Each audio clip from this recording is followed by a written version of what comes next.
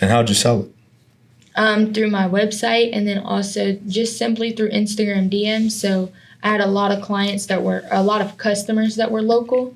And so I would do local pickups and drop-offs, and then I would also ship things.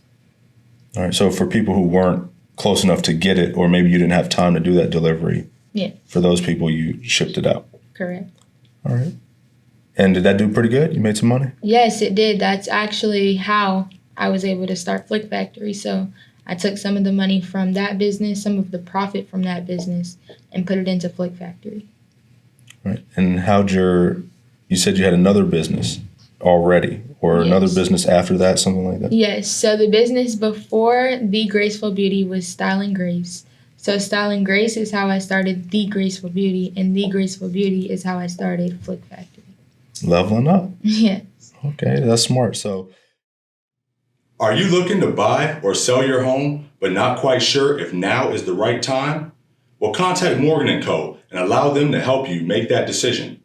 Morgan & Co. is a leading, top producing company in Central Virginia.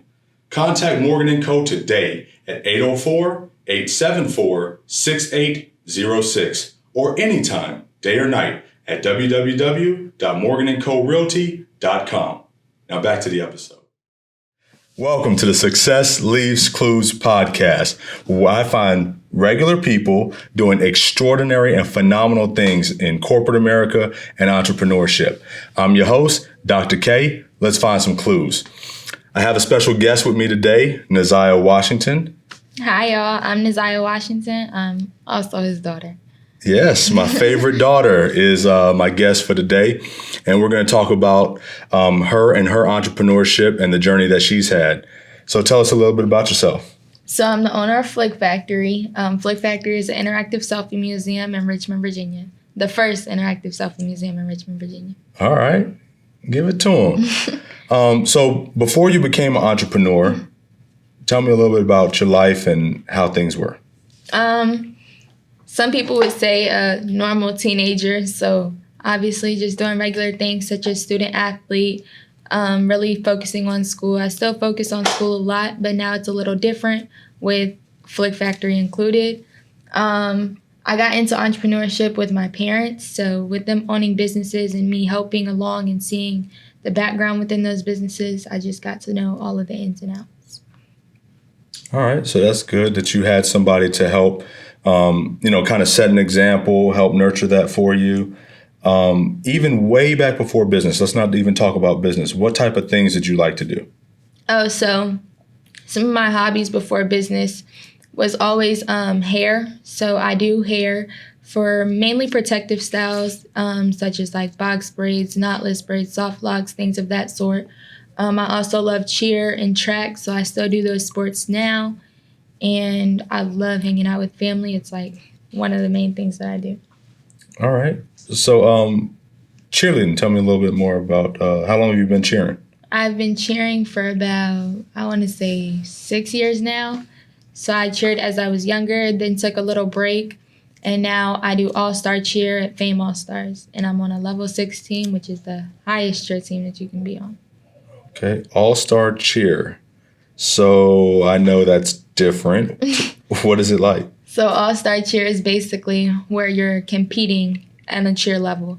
So it's more like a higher level of stunts than what you would see in a normal recreation cheer center or a recreation or a school cheer center.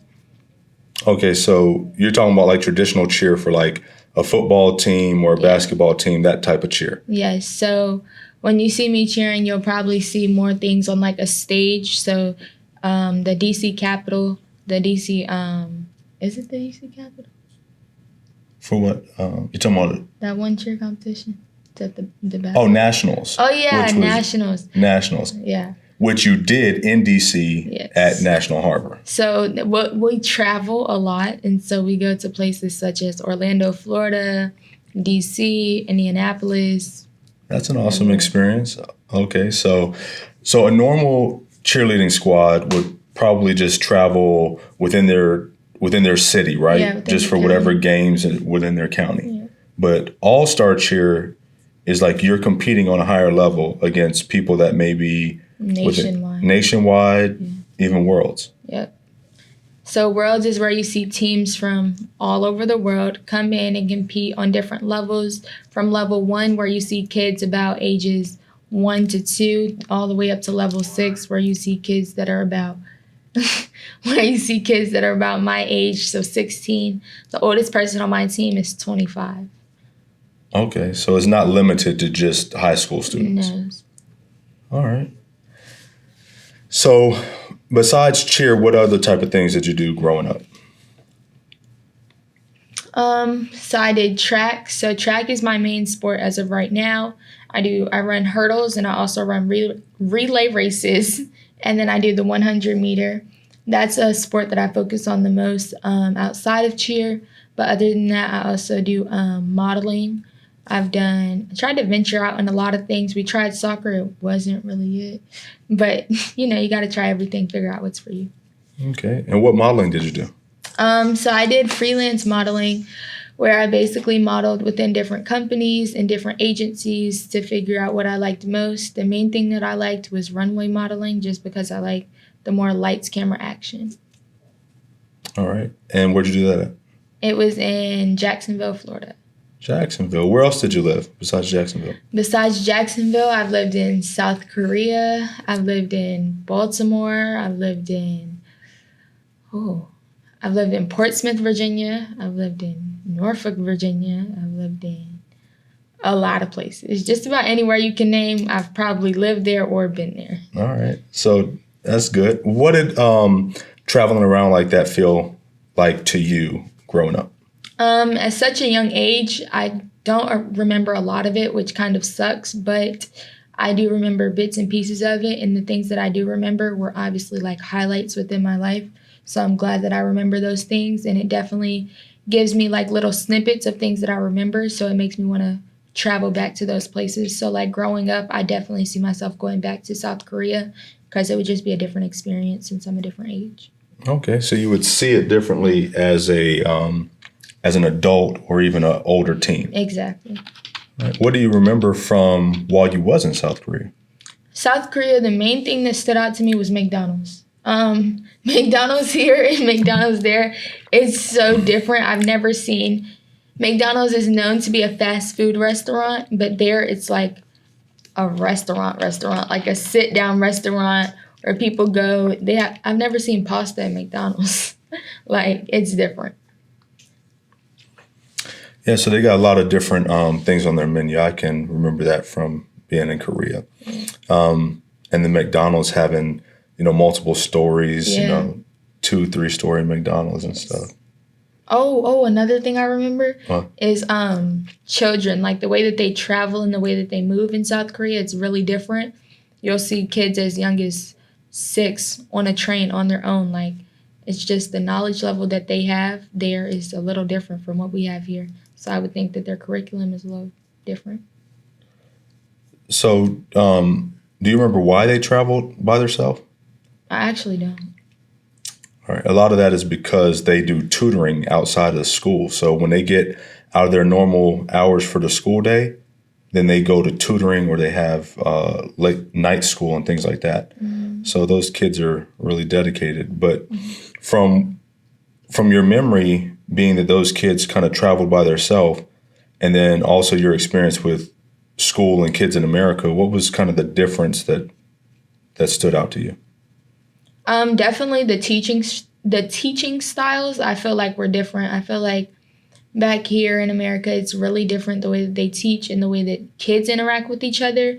In Korea, it was very like homey. It was very close. I feel like the school, since it was more schools, but smaller populations within the schools. So I feel like a lot of people were closer to each other than they were here, which you would finally find in like rural areas within Virginia. But it's really different. All right. Was it strange going to school in another country that English was not the native language or the dominant language? Definitely. It was kind of like, if they came here, I would look at them differently. So as you can imagine, when I went there, they looked at me differently, kind of like, what language is she speaking? And then you have to remember I was a younger age, so it was a lot different. Even like the meal styles. So like, Yeah, so the things they eat. yeah, compared to here. So like, I'll come here and have a chicken sandwich for lunch. I'll go there and have seaweed and some rice for lunch. It was good. It was definitely good, but it was just different. It was something to get used to. Yeah, all right.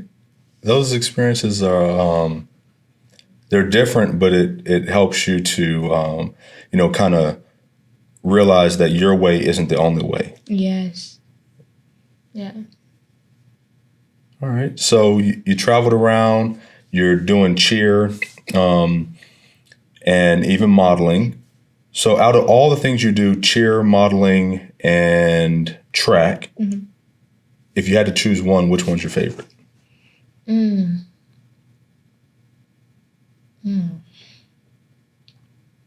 My favorite would probably be track, only because I like the competitiveness within track. Is that a word? Mm-hmm. Okay. Yeah, the If it ain't, it is today. You can be one today. The competitiveness within track.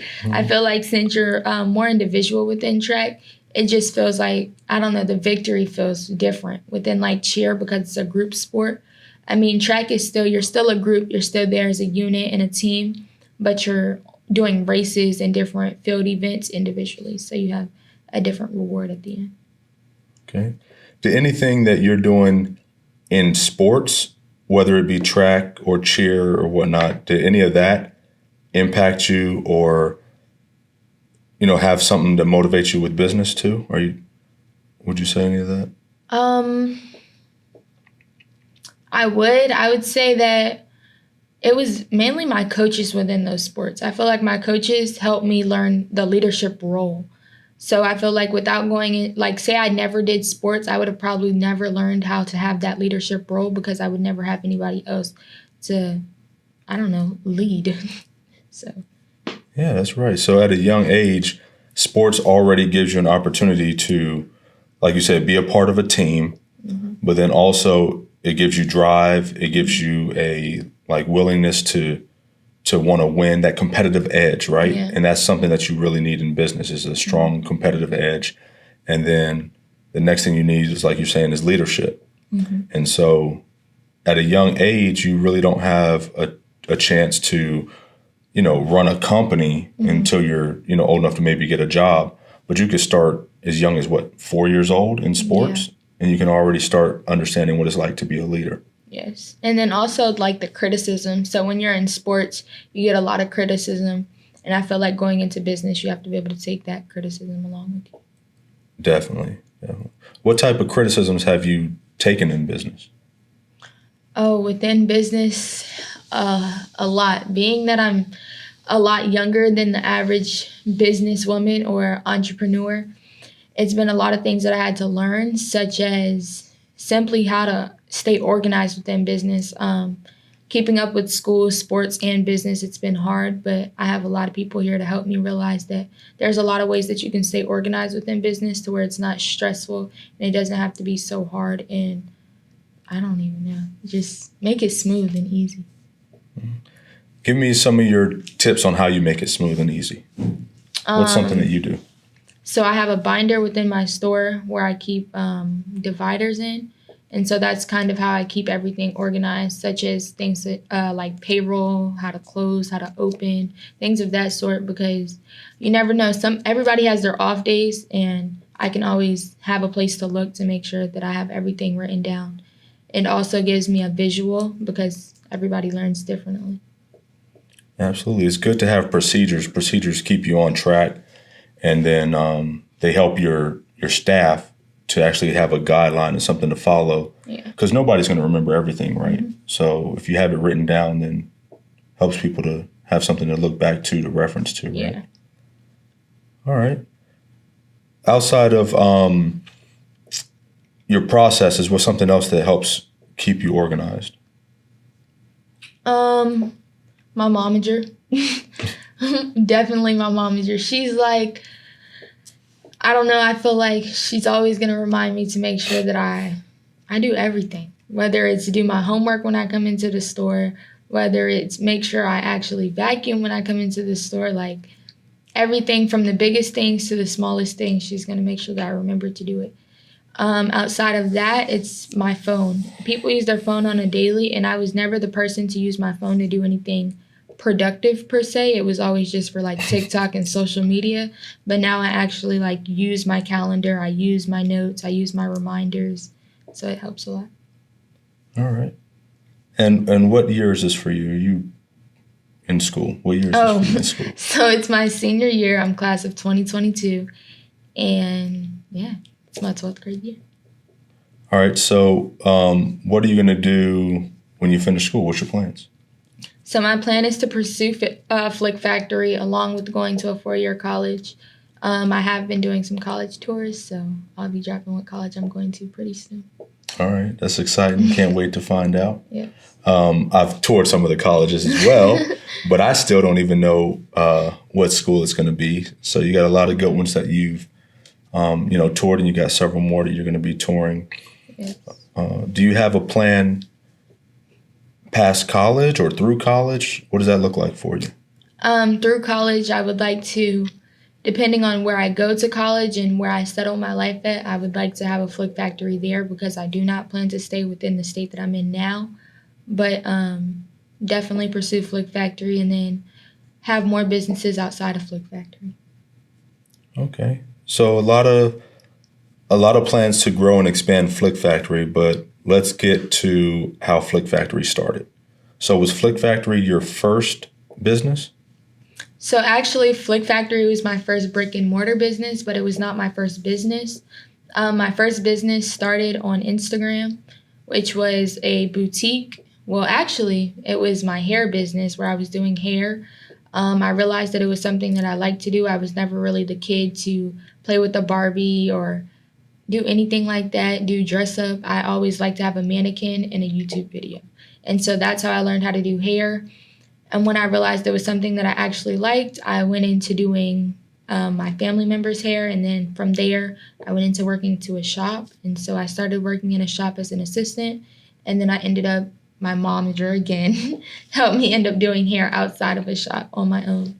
And then I realized that I also like jewelry and accessories and being able to help provide others with the needs that they have. Hold on, we're still on the hair thing. Okay. So you're moving fast. I want to make sure I understand which one is which. Okay. So you said something started with Instagram. Which one was that? So they actually both started on Instagram. The first thing that I started on Instagram was hair, which was Style and Grace. And then the second thing that I started on Instagram was The Graceful Beauty, which was the accessories business. Okay. So you've never had a regular job. You've just always been an entrepreneur.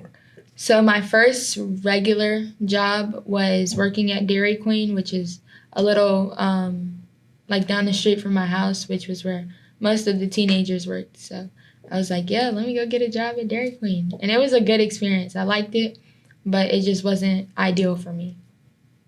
Did you ever forget to do that tip thing that they do? No. If you do not flip that, it came out of your check. I was flipping everyone. I was flipping the ones that people was forgetting to flip. Wait, they take it out of your check? Yes, out of your check. That's when I was like, nope, this is not for me. Nope.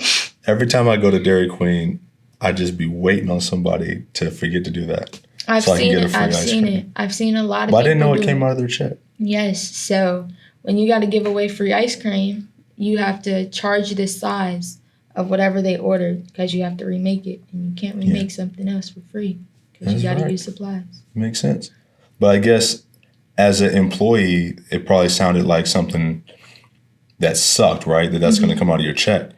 But as an entrepreneur on the other side, how does that make you feel? What does it look like for you now? It looks like I would do the same thing. If I had employees and you wasn't flipping and you weren't flipping a Blizzard, yes, please. Because everything costs. Everything costs. But I would also have it written down in my binder in big bold letters, flip that Blizzard. And that processes binder you're talking about? Yes. Okay. Hey, I hope you're enjoying the episode. I hate to interrupt, but I had to tell you about a community that I'm a part of. It's called the Morning Meetup. It's where hundreds of entrepreneurs gather every single morning. Look, we share ideas, we motivate each other, we share our successes. It's the perfect environment for you to not only grow as an individual, but as an entrepreneur. It's hosted by my mentor, David Shands. It's every day, Monday through Friday, 8 a.m. It's no better way to start your day. Look, We've got a book club. Imagine hundreds of entrepreneurs reading the exact same book on the exact same chapter. You get to discuss that book and share your thoughts. It's very motivating. It empowers you, and you're ready to start your day. You get all of that for only $1. After that, it goes to $79 a month. I have no doubts that you're going to want to stay and be a part of this community. Look, I'm there every single morning, 8 a.m. The only thing we're missing is you. The link is in the description. Go ahead, click the link, try it out, join the community. Look forward to seeing you in the morning. So how'd you get from being an employee? What made you want to change from working at Dairy Queen or being an employee to the next thing that you were doing? So from Dairy Queen, that is when I started my second business on Instagram, which was The Graceful Beauty. And the reason I did that is because I just felt like me personally, I wanted to bring in more income for myself. So outside of Dairy Queen, I wanted to have some more side money. Got to get my hair done, got to get my nails done. Fashion Nova be sending me text messages every day. Had to have some money. So I then had Graceful Beauty, which is where I sold accessories and stuff on Instagram and did some pop-up shops and things of that sort. All right. So you started an accessories business. What type of accessories were they? Typical things that females wear, so like bangles, scrunchies, necklaces, what else? I'm trying to think. Really anything. Like some of the little accessories that you grab when you're at the hair store, really. So when you're at the hair store and you're about to leave out and you see all of those things in the front, I had it so that you can get it quick and easy, and it was all on one platform. All right. And how'd you sell it? Through my website, and then also just simply through Instagram DMs. So I had a lot of customers that were local, and so I would do local pickups and drop-offs, and then I would also ship things. All right. So for people who weren't close enough to get it, or maybe you didn't have time to do that delivery, yeah, for those people, you shipped it out. Correct. All right. And did that do pretty good? You made some money? Yes, it did. That's actually how I was able to start Flick Factory. So I took some of the money from that business, some of the profit from that business, and put it into Flick Factory. Right. And you said you had another business already, or Yes. another business after that, something like that? Yes. So the business before The Graceful Beauty was Style and Grace. So Style and Grace is how I started The Graceful Beauty, and The Graceful Beauty is how I started Flick Factory. Leveling up. Yes. Okay, that's smart. So you said you took some profits from there. So I guess somebody your age, typically whether they work or whether they do side jobs or whether they have a business, usually the focus is to just buy what's called doodads, right? Doodads are like, shoes. Oh, okay. Yeah. People like the J's, right? Mm-hmm. You like J's. Yeah. So how come you didn't spend your money on that? What made you decide that, hey, I'm going to either save or I'm going to, what'd you do? Okay, so don't get it wrong. I definitely did buy the new releases, and I definitely did get my hair done, but it was all with budgeting. So I had to realize that not all of my money could go into that if I wanted to still have some more money on the side and also save along the way. All right. So you can't blow it all. You can't blow it all. Some money has to be invested back into the business, so that fuels the business. Yeah, so I invested money into the business and then into myself. So. All right. So then what was it like coming up with the next business, which you said was your first brick and mortar? So coming up with Flick Factory took me back to South Korea. So living in South Korea, they had things such as interactive selfie museums. Well, interactive museums, but they weren't selfie museums. And so when I came back to Virginia, I wanted to open something that was interactive, which made it easier to have it open to all ages. And so that's when I came up with the selfie museum. I'm one of the people that if you open my phone and you try to take a picture while I'm not looking, it's going to stop you and say storage is full because my storage is always full. But when you come in here, you can delete some of those pictures, take more pictures, and then delete those ones and take more and more and more and more. And then now you have lifelong memories. All right. So what, before we get through like how you built up to opening Flick Factory and stuff, tell us a little bit about what Flick Factory is and what what your goal for Flick Factory is. Okay. So my overall goal for Flick Factory is to open more. So have Flick Factory hit the map, hit the globe, and just go worldwide. Flick Factory is an interactive selfie museum for all ages. We do have different prices based on ages. So ages 4 and under, you can get in for free. Ages 10 and younger, you can get in for $14.99. And then ages 10 and older, it's $24.99. So we try to make it affordable for everybody depending on your age. And then we also have over a dozen rooms for you to take pictures in. So each room is curated differently since we do offer all ages. You're not going to see a 4-year-old in the same room that you would see an other person in. Okay. So it's good to have something for everybody. I mean, that really helps. There's not too many things I could think of that's for everybody to come together and have a good time, whether it's an entire family or even if it's just the young kids want to go out and do something, or the teenagers want to go out and do something, or even adults want to go out and do something. So Flick Factory pretty much covers it all. Gives it to you. I like that. So when did you open? We opened up May 31st of 2021. Okay, so just about 6 months, close to 6 months ago. Yep. All right. How's it been? Business good? It's been good. It's been smooth. Definitely doing better than I would have ever imagined. And better than you ever would imagine? Yep. Do you know kind of what your 1-year valuation would be? You took a guess? I'll leave you alone with that. I thought you knew because you went over it before. You were going to talk to some investors in California. You went over your whole valuation and everything. Oh, yeah. But it's all right. I understand. It's a lot to deal with.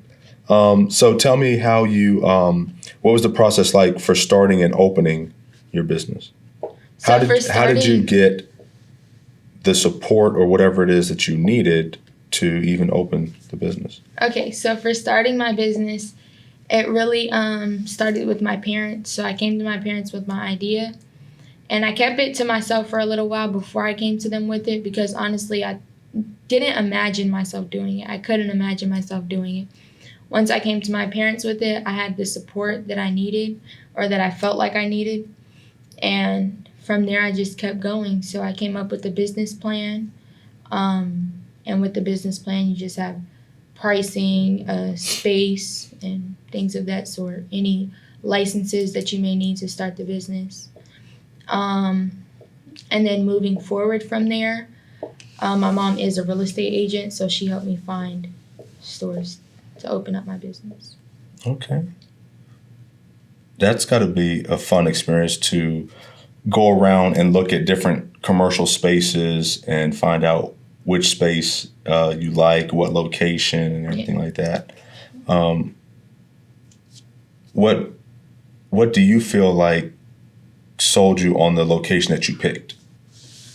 The location that I picked definitely sold me based on what it was close to and who it was close to. So I felt like my area, like I said, I am open to all ages. So I wanted to be close to colleges to where it would be easy for college students to reach me. And it would also be close to other things, so other areas that other people may come to.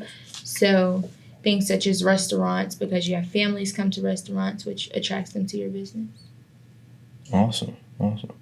What was it like going through a business plan? Was it a little nerve-wracking? Was it educational for you? What did it feel like doing that? It was a lot of everything. It was nerve-wracking because, like I said, I couldn't imagine myself doing it. It was educational because, like I said, I couldn't imagine myself doing it. So realizing that I could actually do something like that and learning along the way taught me a lot of things. And then just like writing an essay, you have a rough draft and then you have a final draft. So I came to my parents with like a rough draft and they helped me put together my final draft. That's pretty good. And then so you got your business plan, you got your binder you're talking about with your processes and things like that. You sound like you're pretty set. And now you're looking at the next level. You're saying you want them all over the place. So that means you need to do what? I need What are you to looking to do? franchise. So I am looking to franchise my store. Yeah, I'm looking to franchise. All right. You got any places in mind that you think Flick Factory would do well in? I do have a lot of places in mind. I haven't really discussed it in the public about where I have it in mind, but Gotcha. So we'll keep that under wraps. I'm trying to get the people as many clues to success as possible.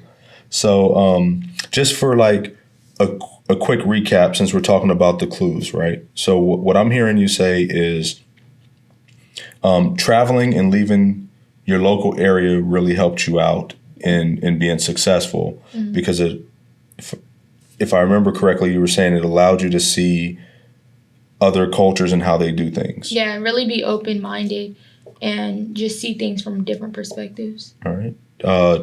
2, I would say, would be like sports.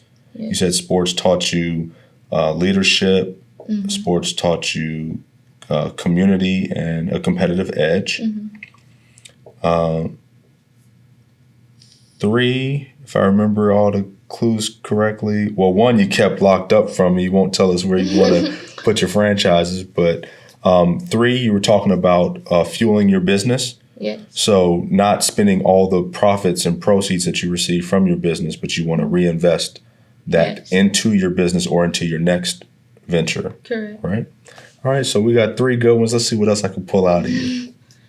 Another thing that I would say is, this is hard. It's like the last and final one. You got to say the best for last. The best for last would probably be where I want to open my next store at, but I cannot tell you guys that. So I would say just going for it, honestly. You have to take risk. You have to go for it. You can't be scared. Fear will definitely hold you back. And so I just say have faith and trust and just go for it. As long as you follow the steps and the success and the clues that he's giving you, I feel like you'll make it.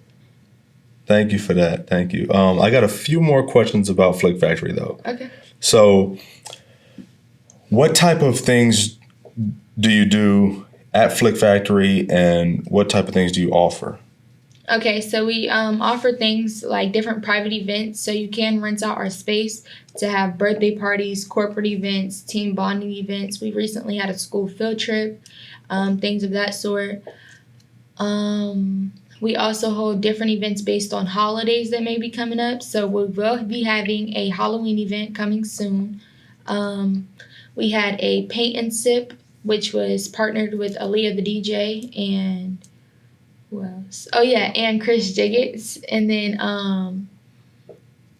what other events have we had? We've had a lot of events. If you're updated on our social media page, you definitely know about it. I'll tag the social media below for everybody to be able to check out Naziah's business and find out more. If you're not in the local area, you can still follow him on social media and definitely check out the website. And of course, I know Naziah would love for you to travel to RVA and take some selfies and have a good time at Flick Factory. Come check us out. All right. Well, thank you so much for coming, having a conversation with me, and Thank you. giving as many clues as possible. And we'll check y'all out next time for more clues on Success Leaves Clues podcast. Thank y'all.